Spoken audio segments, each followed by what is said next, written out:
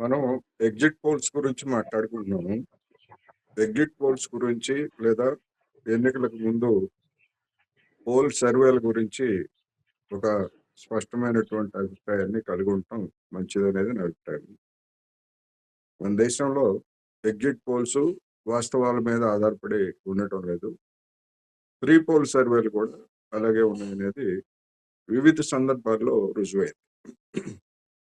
2004లో వాజ్పేయి సర్కారు దేశం వెలిగిపోతోంది అంటూ పెద్ద ఎత్తున బీజేపీ చేసినటువంటి ప్రచారం, దాన్ని చూసి నిజంగానే దేశం వెలిగిపోతుంది కామోస్ అనుకొని సర్వే చేసినటువంటి వాళ్ళందరూ కూడా బీజేపీకే మళ్ళా పట్టడం పెద్ద ఎత్తున అని చెప్పేసి ప్రీ పోల్ ఎగ్జిట్ పోల్ రెండు ఇచ్చారు. కానీ ఏమైందో చూసాం, ఎలా బొక్కబోర్లా పడిందో చూసాం. అప్పటి నుంచి ఎగ్జిట్ పోల్స్ అన్నా లేదా ప్రీ పోల్ సర్వేలు అన్నా కానీ జనానికి ఓహో ఇది కావాలని వేసేటువంటి అంకెలు తప్ప మరొకటి కాదనేటువంటి ఒక అభిప్రాయం ఏర్పడింది. ఆ తర్వాత మళ్ళీ 20 ఏళ్లకి 2024 లోక్సభ ఎన్నికల్లో అదే పునరావృతమైంది. గతం కంటే వచ్చినటువంటి సీట్ల కంటే మేము ఎక్కువ తెచ్చుకుంటాము అని చెప్పేసి చెప్పినటువంటి బీజేపీ చివరికి సొంతంగా పార్టీ ప్రభుత్వాన్ని ఏర్పాటు చేయలేనటువంటి స్థాయికి పడిపోయినటువంటిది కూడా మనం చూసాం. మరి అప్పుడు కూడా ఇట్లాగే చెప్పారు బీజేపీ నాయకులు కావచ్చు, లేకపోతే ఎన్నికల పండితులుగా ఉన్నటువంటి పేరు మోసినటువంటి వాళ్ళందరూ కావచ్చు, బీజేపీకి అన్ని సీట్లు వస్తాయి, ఎన్ని సీట్లు వస్తాయి. ఆ ఊపుని చూసుకొని కొంతమంది బీజేపీ నాయకులు అయితే అసలు మేము రాజ్యాంగాన్ని మార్చేస్తామని చెప్పేసి దాకా వెళ్ళారు. సరే, వాళ్ళకి రాజ్యాంగాన్ని మార్చడం ఏంటో మనం రాజ్యాంగ సవరణ బిల్లు విషయంలో మనం చూసాం. వాళ్ళ స్థాయి ఏమిటో, వాళ్ళ స్థితి ఏమిటో అనేటువంటిది. ఇక ఇప్పుడు మనం ఈ ఎగ్జిట్ పోల్స్ గురించి మాట్లాడుకునేటప్పుడు వివిధ రాష్ట్రాల్లో ఉన్నటువంటి పరిస్థితులు వాటి గురించి చెప్పుకోవచ్చు. ఇప్పుడు ఉత్తరప్రదేశ్లో యోగి గారు 2017 నుంచి ఉన్నాడు. మరి బీహార్లో నితీష్ కుమార్ చాలా సమర్థుడైన ముఖ్యమంత్రిగా ఆయన ఉన్నాడు. లేదా మధ్యప్రదేశ్లో దాదాపు 20 ఏళ్ల నుంచి ఉన్నారు. అదేవిధంగా రాజస్థాన్లో కూడా బీజేపీ కేంద్రంలో అధికారంలో లేకపోయినా రాష్ట్రంలో అధికారానికి వచ్చినటువంటిది ఉన్నది. గుజరాత్ సంగతి తెలిసిందే. ఈ రాష్ట్రాలన్నింట ఒక గుజరాత్ మినహా మిగిలినటువంటి రాష్ట్రాలన్నింట దరిద్రంలో ఎక్కడున్నాయి? అట్టడుగున టాప్లో ఉన్నాయి. దరిద్రంలో టాప్లో ఉన్నాయి.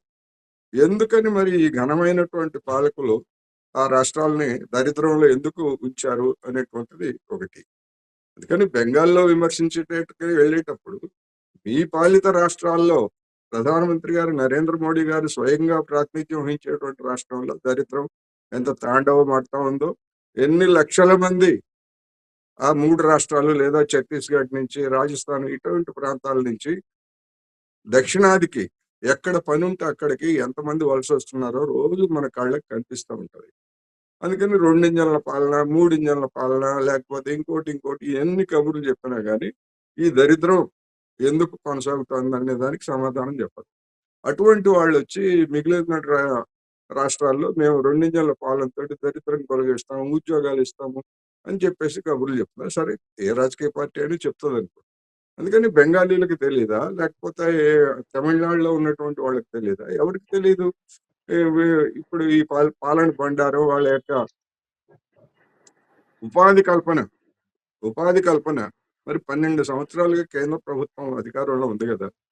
బీహార్లోను, ఉత్తరప్రదేశ్లోను, లేకపోతే ఇంకో చోట గ్రామీణ పట్టణ ప్రాంతాల్లో ఉపాధి కల్పిస్తే మరి ఎందుకు వాళ్ళంతా పొట్టచేతి పట్టుకొని దక్షిణాది రాష్ట్రాలకి, ఆంధ్రప్రదేశ్, తెలంగాణ, కేరళ, తమిళనాడు ఎక్కడ పని దొరికితే అక్కడ ఎందుకు వస్తున్నారు? అందుకని వీళ్ళు చెప్పేదంతా కూడా ఒక బూటకం తప్ప వాస్తవం కాదు. మరి ఎందుకని వలసలు చూసాం మనం. కరోనా కాలంలో పొట్టజేత పట్టుకొచ్చినటువంటి వాళ్ళు కరోనా తోటి మేము బయటికి మా ఊర్లకు వెళ్తామంటే లేదు మీరు ఛార్జీలు పెట్టి టికెట్ కొనుక్కోవాల్సిందే అని చెప్పినటువంటి మానవతావాదులు వీళ్ళు. మనం చూసాం ఆ రోజు.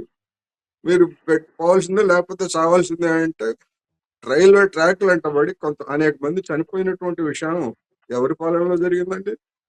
వీళ్ళు చెప్తారు సంక్షేమం గురించి, లేకపోతే ఇతరుల గురించి అనేటువంటిది.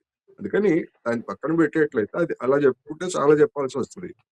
వృద్ధాప్య పెన్షన్స్ నరేంద్ర మోడీ గారికి తెలియదా వృద్ధాప్యం అంటే ఏమిటో? ఆయన తల్లి, ఆయన వృద్ధుడే కదా. ఎంత ఇస్తున్నాడండి ఆయన అధికారానికి వచ్చినప్పుడు? అంతకు ముందు యూపీఏ హయాంలో 60 ఏళ్లకి 200 రూపాయలు, 80 ఏళ్ల వాళ్ళకి 300 రూపాయలు నిర్ణయించారు. ఈ 12 సంవత్సరాల్లో ఒక్క పైసా అంటే ఒక్క పైసా అయినా కేంద్ర ప్రభుత్వం పెంచిందా? ఆ స్కీమ్ కేంద్ర ప్రభుత్వంది. పెన్షన్ స్కీము వృద్ధాప్యాలకి, వితంతువులకి, లేకపోతే వికలాంగులకి ఇచ్చేటువంటి స్కీమ్ కేంద్ర ప్రభుత్వం. అది నేషనల్ సోషల్ అసిస్టెన్స్ ప్రోగ్రామ్. దాన్ని రాష్ట్రాలు అమలు జరుపుతున్నాయి.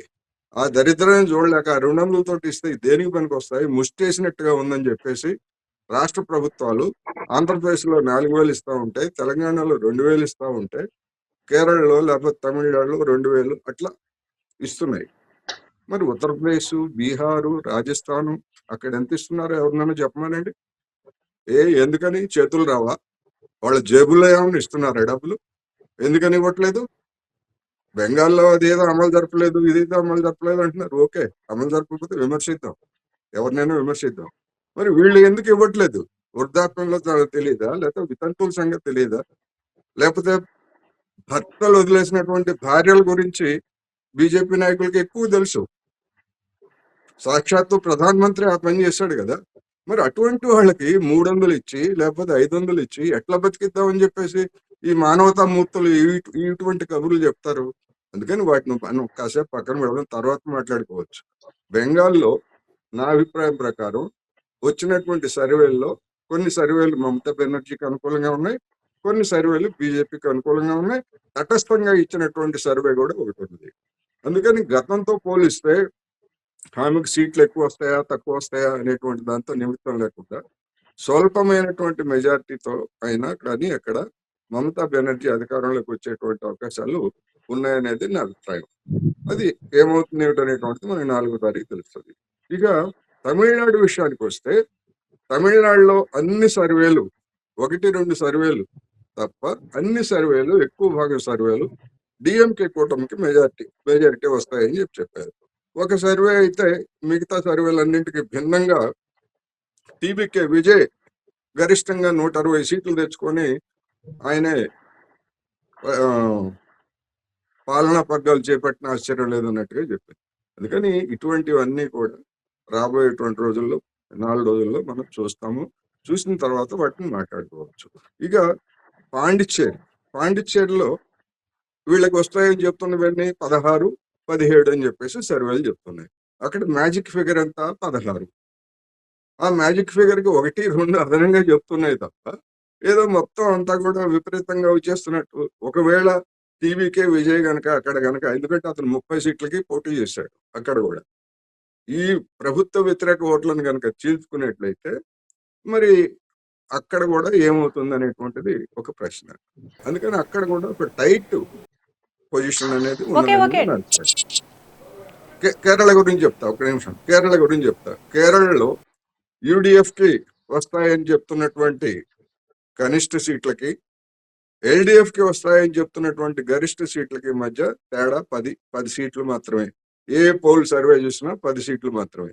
అందులో ఒక 5 సీట్లు అటు ఇటు అయ్యేట్లయితే అధికారం అనేటువంటిది తారుమారయ్యేటువంటి అవకాశం కూడా ఉంది. అందుకని అక్కడ కూడా ఒక టైట్ పొజిషన్ ఉంది అనేది ఒకటైతే, అస్సాంలో మాత్రం ఎన్నికలకు ముందు వచ్చినటువంటి న్యూస్ కావచ్చు, ఒపీనియన్ పోల్స్ కావచ్చు, లేదా ఇప్పుడు వచ్చినటువంటి ఇవన్నీ కూడా అందరూ చెప్తుంది ఏంటంటే అక్కడ మళ్ళా తిరిగి బీజేపీ అధికారానికి వస్తుంది. ఎందుకంటే కాంగ్రెస్ అసమర్థంగా వ్యవహరిస్తోంది కనుక అస్సాంలో అనేటువంటిది అక్కడ చెప్తున్నటువంటి మాట. కానీ ఎన్నికల ఫలితాలు వచ్చిన తర్వాత ఏ పార్టీ పెర్ఫార్మెన్స్ ఏమిటి, ఏ నాయకుడు ఎటువంటి ఇచ్చారు, బెంగాల్కి వెళ్ళి మొత్తం మహిళలకు అది ఇస్తాను ఇది ఇస్తానని చెప్పేసి నరేంద్ర మోడీ గారు చెప్పారు.